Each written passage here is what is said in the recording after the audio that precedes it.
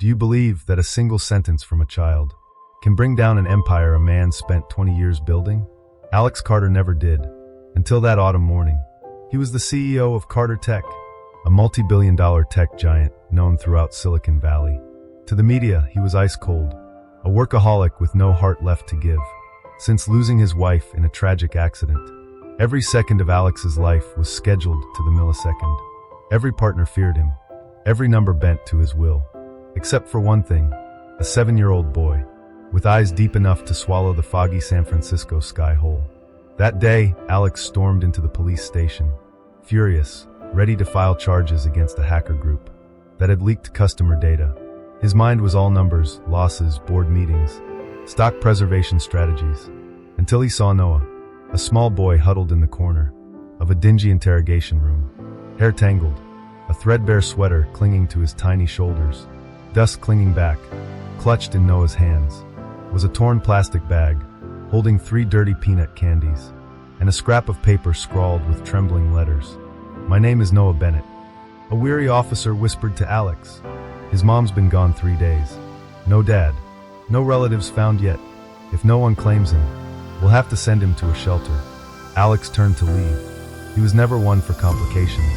He'd donated millions to child welfare foundations, so he'd never have to see this reality up close. But then he crouched down, reached out a hand, and Noah looked up, red-rimmed eyes, a voice so small, it pierced straight through Alex's armor. "No one ever comes back for me." And in that moment, every deadline, every deal, every $1 million payroll crumbled. In that cramped room, only 2 things remained real. A man who thought his soul had died long ago, and a child who just sparked it back to life. And this story begins from that very second. The waiting room at the police station was usually a chorus of noise.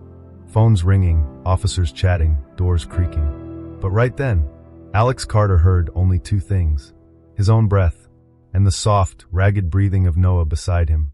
He had sat down next to the boy, ignoring the puzzled look from the older officer, still typing up paperwork. Noah had stopped crying, but the dark circles under his eyes said more than tears ever could. Alex Carter, the man who'd once negotiated Wall Street giants into surrender, suddenly found his tongue thick, his words clumsy. All he managed was a sentence that felt foreign on his lips. "Would you like to come home with me? Just for now. Somewhere to sleep, something warm to eat." Noah looked up at him. Those eyes, a bottomless well. Alex knew if he looked away, he might never have the courage to come this close again. 15 minutes later, under the slanting late morning sun of San Francisco, Alex Carter, Silicon Valley's coldest CEO, walked out of the station, his hand gripping the tiny, trembling fingers in his own. At the steps outside, Grace Morgan, the on-duty social worker, caught up with them, breathless but firm. "Mr. Carter, this isn't something you can just decide. This child is under the state of California's custody. You can't take him home like you'd adopt a stray dog." Alex didn't argue. He simply knelt, so he was eye level with Noah. "I promise. I won't let anyone take you anywhere you don't want to go. Just trust me. Can you do that?" Noah didn't speak, just the faintest nod. Grace watched the scene, and something in her chest tightened. To her, Alex Carter had always been the kind of man who solved problems with money. But the way he looked at Noah, there was no pity, no performance, just something painfully real. The black SUV glided through San Francisco's crooked hills. In the back seat, Noah sat stiff as stone, his small hands clutching the seatbelt strap. Sometimes he peeked up into the rearview mirror, caught Alex's worried eyes, then quickly looked away. The penthouse door swung open, like a portal to another world. Polished floors, the faint scent of oak and lavender oil. It welcomed Noah, like a guest from another planet. He pressed himself into the corner wall, canvas sneakers frayed at the edges, staining the spotless white rug beneath him. Alex noticed it immediately. This child wasn't afraid of dirt. He was terrified of clean things, because he'd never been allowed to mess anything up. Their first dinner. Alex stood at the stove, awkwardly frying eggs. Oil popped and hissed. Noah perched on the high chair, eyes wide, as if even the pan might scold him. Alex set down the plate in front of him, then sat across, no phone, no laptop, no emails. Just 2 people, 1 warm plate of eggs, and a promise whispered like an oath. "Eat. If you want more, just say so. No one's going to yell at you." Noah picked up the fork slowly, The first bite touched his tongue, and his eyes welled up. That night, Noah lay on the softest bed he'd ever touched. But he didn't sleep. He curled up like a stray kitten, clutching a pillow that smelled unfamiliar. Outside his door, Alex sat with his back against the hallway wall, staring into the dark. Emails from restless investors kept buzzing his phone, but he ignored them, because tonight, there was a negotiation far more important than any contract he'd ever signed. A deal with his own heart, to become the anchor a child would never need to doubt again. And somewhere in that quiet darkness, a thought flickered, fragile as Noah's breath. I won't abandon him, not ever. The next morning, the first sunlight slipped through the crisp white curtains. On the top floor of Carter Tower, Alex didn't wake to his usual alarm. He woke to the softest footsteps, so careful they sounded like a whisper. He blinked himself fully awake, and saw Noah peeking shyly from the bedroom doorway. Hair a wild bird's nest, an oversized t-shirt swallowing his tiny hands. Alex sat up, voice gentle. I'm up. Wanna come in? Noah didn't answer, just a small nod. He patted across the polished wooden floor, each step hesitant, as if the shiny floor might squeak too loud and wake someone angry. Alex lifted the blanket, patted the edge of the bed. Noah crawled up, careful, cautious, then sat, knees tucked tight, staring out at San Francisco, still half sleeping under its morning fog. Alex watched him for a while, then quietly asked, Did you sleep okay? Noah gave a tiny nod, but Alex knew better. He'd heard it, the soft rustle of blankets, the restless whimpers. He'd nearly gone in to hold the boy, but didn't want to scare him. Their first breakfast was clumsy at best. Plates clinking, eggs spitting oil. Alex Carter, who could close $1 million deal in one online meeting, was now wrestling pancake batter, like it might negotiate back. Noah sat on the high chair, feet dangling, small hands still clinging to the strap of the battered backpack, now dropped on the floor. Grace Morgan knocked once, then stepped in. She paused at the sight. Silicon Valley's coldest CEO flipping eggs, a hungry stray kitten of a boy, watching him in quiet wonder. Grace said nothing, just slipped off her coat and helped set the table. Do you want more milk? Alex asked, placing a warm pancake in front of Noah. Noah glanced at Grace first, checking, as if permission was a fragile thing. Grace smiled, nodding. For the first time, Noah whispered, I like strawberry milk. Alex turned immediately to the fridge. Of course, no strawberry milk. He froze, fumbling for words. But Grace chuckled, pressing a bottle of strawberry syrup into his hand. She'd grabbed it at a corner store on her way. Noah's eyes lit up, just a flicker, but enough to loosen something in Alex's chest, like an over-tightened button coming undone. That afternoon, Alex had an urgent Zoom meeting with the board. He asked Grace to stay with Noah. Behind the closed office door, he still heard it, the soft, bright giggle of a child, learning to trust. Grace was teaching Noah how to build a puzzle dinosaur. Noah didn't say much, but every time Grace made silly Dino roars, he let out a shy little laugh. When the meeting ended, Alex stepped out and found Noah curled on the couch, head resting on Grace's shoulder, tiny fingers gripping the hem of her sweater. Like an anchor, Alex just stood there, watching too long. Grace looked up, voice a whisper. See? He's learning to trust again. Alex swallowed hard. He knew, raising a child wasn't the hardest part. Mending broken trust was. But he had begun, and he would not back down. Noah slept peacefully on the sofa, Grace's shoulder a safe harbor, and Alex sat beside them, silently vowing to himself, I'll make this place a home, a real one. In the days that followed, life inside the penthouse at the top of Carter Tower began to take the fragile shape of something like a home. Noah still didn't smile much, but at least he no longer flinched. When Alex entered the room unexpectedly, every morning, he made his way to the dining table on his own, waiting patiently for a plate of pancakes, uneven, imperfect, but topped with fresh strawberries, just the way Grace had taught Alex to make them. One late night, Alex came home from another endless meeting. He opened the door and found Noah fast asleep on the couch, a picture book clutched to his chest. Beside him, Grace sat cross-legged on the floor, social service files spread across the glass coffee table. She looked up and gave him a tired smile. He wanted to wait for you. I told him to go to bed, he wouldn't budge. Alex stepped forward, scooped Noah into his arms. The boy stirred, nestled his head into Alex's shoulder. breathing a soft, raspy lullaby straight to Alex's chest, a heartbeat he'd almost forgotten he had. Grace watched, murmuring to herself, "You've changed. Truly." Alex met her eyes, voice rough. "So have you. You made me believe. Some things can't be bought or controlled, only earned with patience." In the nights that followed, Grace came by more often. She brought homemade cookies, more picture books, sometimes stayed over on the couch. When Noah had nightmares, at first, Alex told her it wasn't necessary, but deep down he understood. Grace was the invisible safety net, pulling him and Noah closer together. One afternoon, while Alex was on a call with a New York partner, Noah tugged at Grace's sleeve, whispered softly, "Miss Grace, can I call you something special?" Grace knelt to meet those wide brown eyes. "What would you like to call me?" Noah hesitated, cheeks pink. "You feel like Mom, but I know you're not." Grace gently squeezed his hand, her voice warm as late summer sun. "Then you can keep calling me Grace. And when you're ready, you can call me anything you want." Noah nodded hard, and in that flicker of trust, Grace saw a piece of the boy's faith in grown-ups stitch itself back together. That night, Alex and Grace sat side by side on the balcony. The sea breeze from the San Francisco Bay carried the salty whisper of waves far below. Inside, Noah slept soundly, curled up with the teddy bear Grace had given him. Alex handed her a cup of steaming tea, voice low, thoughtful. "Aren't you afraid? The lawyers, the press, the rumors that come with this?" Grace wrapped her hands around the mug, looked at him steadily. "I'm not here for your reputation, Alex. I'm here because Noah deserves somewhere safe. And you deserve to be someone's family too." Their eyes locked. No promises, no confessions, just the softest crack forming in walls Alex had spent years building.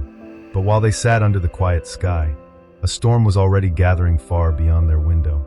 The next morning, Grace left early for the social services office. Alex, full of hope, drove Noah to his very first art class. Noah painted a house, wide windows, Alex reading by the kitchen, Grace hugging a teddy bear in the living room. Alex laughed, snapped a picture, thinking how perfect it would be to send it to Grace. But just as he settled Noah into the back seat, his phone buzzed violently. "Mr. Carter, we have to inform you immediately. A woman just contacted Child Services, claiming to be Noah's biological mother. She wants him back." Alex froze in the middle of the parking lot. His hands gripped the steering wheel until his knuckles whitened. In the back seat, Noah hummed a nursery rhyme Grace had taught him the night before, blissfully unaware. Alex knew then, this fragile piece they'd built was about to be ripped apart. In those once cold eyes, there was only one truth left. He would not let anyone take Noah away. Not ever. The message from social services stayed lit on Alex's phone screen. A thorn lodged deep in his chest.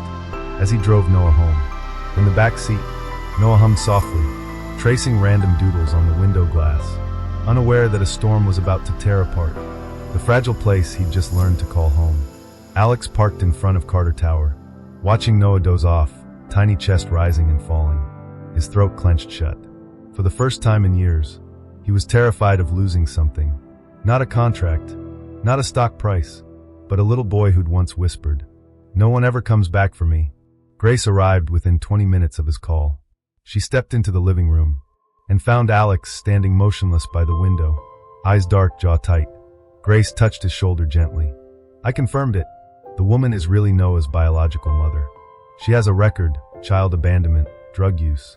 But now she's lawyered up, has proof of rehab, and she's filing to regain custody." Alex let out a dry, bitter laugh. He turned to Grace, voice cracking. "They want to tear Noah away from the only place he's ever dared to call home." Grace nodded, her tone sharp as a blade.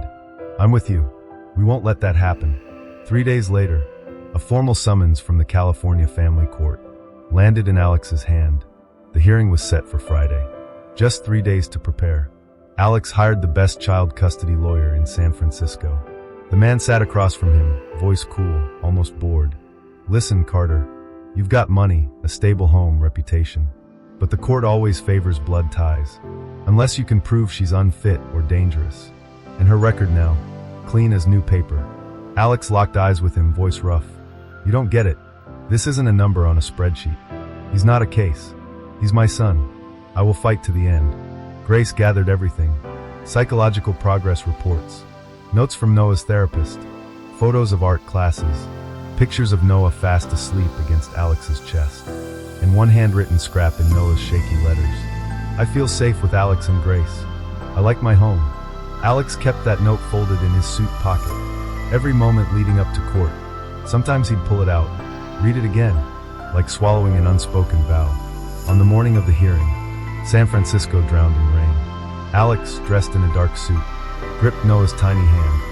As they stepped into the courtroom, Grace walked beside them, files in hand, eyes unwavering. Across the aisle sat the woman claiming to be Noah's mother. Powdered face, eyes dull, refusing to meet her son's gaze. When Noah saw her, he shivered, hid behind Alex, fist clinging to the fabric of his jacket like an anchor. The hearing began with sterile legal arguments. Her lawyer painted a tragic redemption story. The lost mother, clean, reformed, crying herself to sleep each night, missing her son. Alex barely heard a word. All he saw was Noah. Every pretty plea from across the table turned into meaningless static. When it was his turn, Alex stood. No prepared speech, no rehearsed lines, just a raw truth, spoken straight from a bruised but beating heart. Your Honor, Noah is not a legal obligation. He's my son, and we don't need DNA to prove that. I won't pretend I'm perfect, but I swear this. I will never abandon him. I've lost too much already. But Noah, he won't be one of those losses. The room fell silent.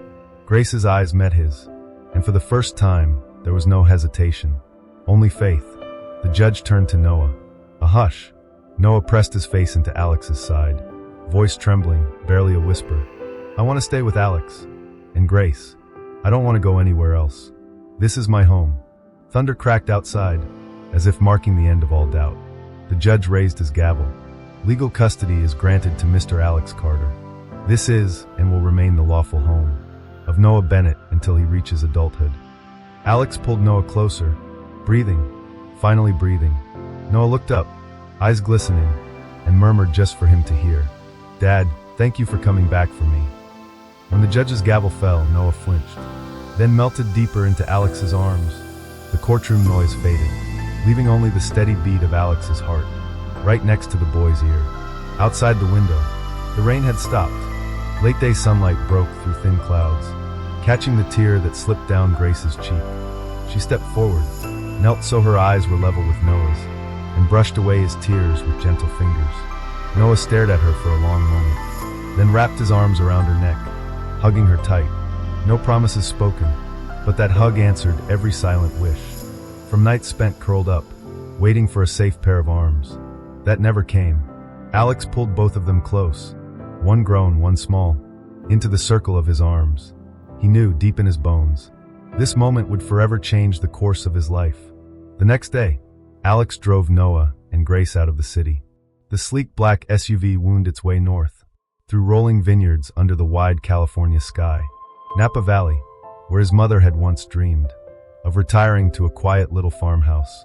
Years had passed since he last came here. But today wasn't about memory. It was about a new beginning. Grace sat in the passenger seat, turning now and then to check on Noah, fast asleep in the back, hugging the old teddy bear Grace had given him. Her eyes met Alex's in the rearview mirror. No longer the look of a social worker and a scandal-hunted CEO. It was the look of people, bonded by a kind of love money could never buy. They stopped at a small vineyard, sunlight and breeze dancing through neat rows of grapevines. Noah laughed, running clumsily between the vines, tiny hands batting at leaves and sunlight. Alex stood beside Grace, watching quietly. In his pocket, his fingers brushed a velvet box. He'd carried the entire drive. Grace didn't know. She tilted her head, smiling. Did you bring us here just for a break? Alex nodded, but his eyes betrayed the tremble of a man who'd once stared down ruthless shareholders, a judge's gavel, but had never dared lay his heart bare to another soul. While Noah crouched to pick fallen grapes, Alex turned fully toward Grace. He inhaled. His hands shook a little as he flipped open the velvet box. Inside, not a diamond, not flashy, just a simple platinum band, engraved inside with two words. Come back. Stay. Grace froze. Alex's voice, low and rough but clear, broke the silence. I used to believe loss was the only guarantee in life. But you and Noah taught me that love can be certain too, if you choose to hold it tight. He took her hand, strong and steady now. Grace Morgan, you've been part of this family for a long time. I just want to make it right, so you'll never feel like an outsider, not even on paper. Will you be my wife, Noah's mother, and the one I'll never let slip away? Grace's tears fell, not from surprise, but from a quiet happiness. She'd waited so long to find its way home. She nodded, laughter tangled in her choked whisper. Yes, I've always been right here. Noah tumbled over just in time, big brown eyes widening at the ring box, then giggling. Grace will be mom? Really? Alex pulled them both close, one hand firm on Grace's shoulder, the other cradling Noah's small back. The sunset spilled gold over three souls, who had once been scattered pieces, now fitting together into a single, whole shape, called family. In that moment, Alex Carter, a man who once believed power and wealth were the only cure for loneliness, finally understood the strongest anchor in this life is simply having somewhere to come home to. And now he did. Its name was Noah. Its name was Grace. Its name was home. On the morning of the final hearing, the San Francisco sky hung gray and undecided, clouds drifting low, unable to choose between rain or sun. Alex slipped on his charcoal suit, his hand warm around Noah's small one, whispering silently to himself, "Today, I turn my promise into truth." Beside him, Grace walked steadily, carrying a bag heavy with hope. Noah's therapy reports, handwritten letters he'd begged her to read to the court, and photos, the three of them together, proof that this child didn't just have a house, but a home. Inside the courtroom, Noah sat on a little chair beside Alex. His tiny shoes tapped the floor softly, eyes fixed on the judge, a silver-haired woman, who looked at Noah the way a grandmother might look at her own grandson. One last time, the mother's lawyer pleaded, "Your Honor, my client is rehabilitated, gainfully employed with a stable lease. The child should return to his biological mother, for the love only blood can give." Alex didn't stand right away. Instead, he leaned down, brushed a gentle hand through Noah's hair. "Are you scared?" Noah shook his head, his small fingers squeezing Alex's tightly. His eyes no longer held fear, only resolve. "I don't want to leave. This is my home." When the judge asked if Noah had anything to say, the room fell silent. Even breaths seemed to hold still. Noah rose, voice tiny yet clear. "I want to stay with Dad, Alex. And Grace. Here, I'm not scared at night. No one yells at me. I get to eat bad pancakes, but they taste good. I get hugs. I want to stay here forever." His final words met his birth mother's eyes. No hate, just a gentle line drawn, that no court could erase. The judge nodded, speaking each word slowly, deliberately, having considered all evidence and the genuine wishes of the child. "This court grants permanent legal custody to Mr. Alexander Carter. From this day forward, Noah Bennett shall be known as Noah Bennett Carter, the lawful son of Mr. Carter." The gavel struck. A collective breath was released. Alex pulled Noah into his arms, holding him so close, he could feel the tiny heartbeat that had reshaped his own. Beside him, the lawyer handed over the custody papers. Just a slip of paper, a handful of words, yet heavier than any $1 million contract Alex had ever signed. Noah's arms wrapped tight around his father's neck, whispering, "Dad, see? I told you.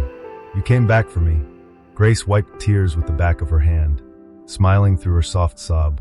"From today on, no one can break this family apart again." Alex nodded, pressing a kiss to Noah's forehead, then met Grace's eyes, an unspoken vow shining there, louder than any promise. A paper signed, a promise etched. This family will never come undone. One slip of paper, one hug, one word, Dad. And in that moment, Alex Carter knew every storm had been worth it, for three simple words: family, forever. The first month after the final hearing unfolded, like spring slowly seeping into San Francisco's foggy streets, gradual, warming, and carrying the scent of hope. Noah still woke in the middle of the night sometimes, eyes wide from dreams where everything vanished like sea foam. Every time Alex was there, he'd sit beside the bed, rest his large, steady hand over Noah's small chest, a silent promise pressed into his heartbeat. "I'm here.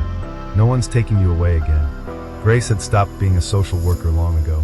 Now she was the calm anchor, in every bustling morning, prepping breakfast, checking Noah's backpack, reminding Alex not to forget a goodbye kiss at the door. At first, Alex felt awkward. A West Coast CEO, once feared in boardrooms, now spent mornings packing snack boxes, tying little shoelaces, and pretending not to mind when his fiancée scolded him about vitamins. But he loved it, more than any polished conference room. Noah changed too, visibly, wonderfully. He started to laugh loud, free, and dared to raise his hand to ask for a second burnt pancake.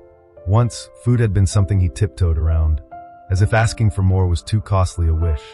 Now, he'd lean his chin on the table edge, eyes wide. "Dad, can I have more pancakes? I promise I'll finish them all." And every time, Alex would pull out his wallet, put on his CEO voice as if approving $1 million budget. Approved. 1 extra pancake, double strawberry syrup, for Mr. Little Carter.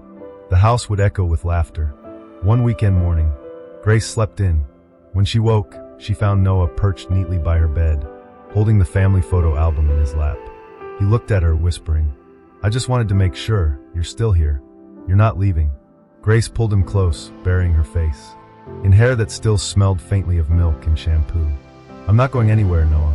I'm here. Always." At the company, Alex was no longer the stoic figure, known for crisp ties and colder signatures. He trimmed back his hours, once even excusing himself mid-board meeting, because Grace texted, "Noah has a slight fever. Come home soon."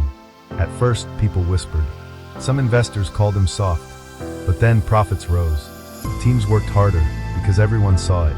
When the boss knew how to cherish what truly mattered, the company grew stronger too. One drizzly evening, Alex sat cross-legged on the living room floor. Noah curled into his lap, clutching a sketch pad. The boy murmured, "Dad, draw with me?" Alex never imagined he'd be coloring a purple dinosaur, while unanswered emails piled up behind his laptop screen. But he did it anyway. Every crooked crayon line, every imperfect scribble, became bricks in the fortress of safety Noah now carried inside him. Grace sat on the couch, snapping secret photos of her boys. Warm yellow light spilled over the old rug, now speckled with cookie crumbs and watercolor stains.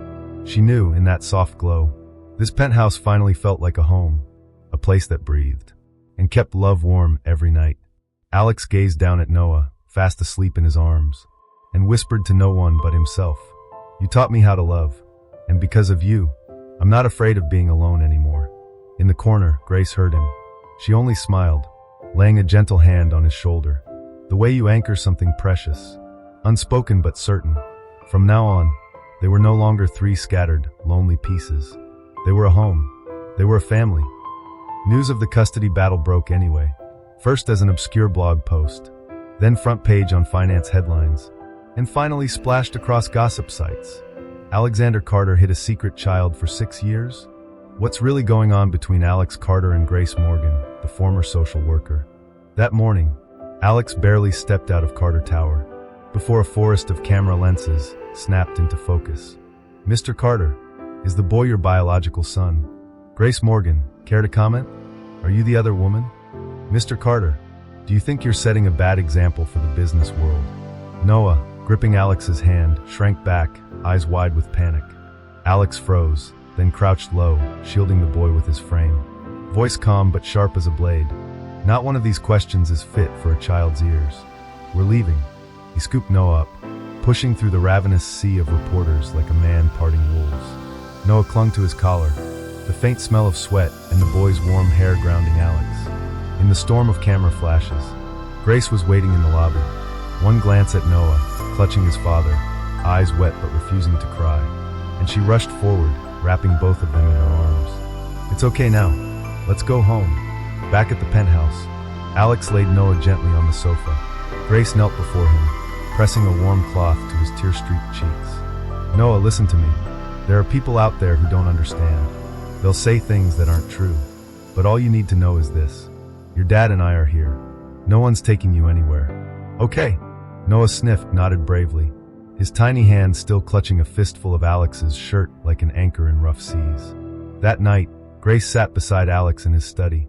She stared at the laptop screen, hundreds of emails pouring in from PR teams, partners, even investors, worried about stock prices tumbling over personal scandals. Grace laid her hand gently on his. "What do you want to do?" Alex looked at her, his voice unwavering. "I won't let a pile of lies tear apart what we've built. There's no shame in protecting my son, and there's nothing wrong with loving you. The next day, Alex called a press conference. He stood in the grand lobby of Carter Tower, surrounded by microphones and camera crews, his voice cutting through the hum of whispered gossip. Let me clear this up once and for all.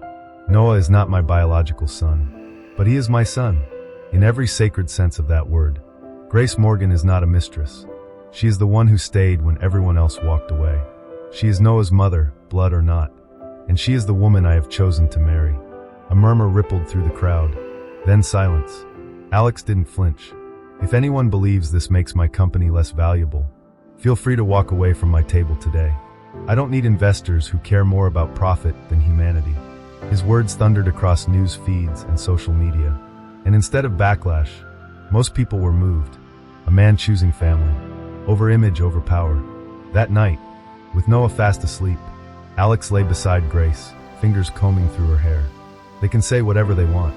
All I care about is you here, and Noah safe. Grace smiled softly, pressing her cheek to his chest. And the only 3 words we ever need to protect. Our family. Outside, rain whispered against the San Francisco glass. But inside, warm lamplight held the world at bay. No matter the headlines, the rumors, or tomorrow's storms, one truth beat steady in Alex Carter's heart. He had found home, and he would guard it until his very last breath. The media storm didn't pass quickly, but like every storm, it faded. The bitter tongues moved on to new gossip. Hesitant investors quietly returned, realizing Carter Group hadn't collapsed. It had grown stronger than ever. But for Alex, none of that mattered as much as this. Every morning, he still heard Noah's sleepy voice. Dad, wake up. Breakfast's ready. And every night, just before the bedside lamp clicked off, he still heard Grace whisper, I'm here. Always. Yet there was one thing he'd never truly given Grace. A real proposal. In Napa Valley, he'd only managed trembling words, and a ring slipped on her finger. In a quiet corner of a vineyard, it had never felt enough. She deserved more. March. San Francisco warming again. Noah turned 7. Grace spent sunny afternoons in their garden, guiding Noah as he watered rows of lavender and white daisies. Alex watched from the glass door, watching the 2 souls he'd trade every last crown for. That night, he called Noah into his study. The boy clutched his teddy bear, perched seriously on the big leather chair, while his father laid out the plan. Noah, how would you like to help me do something special for Grace? Noah tilted his head, eyes wide.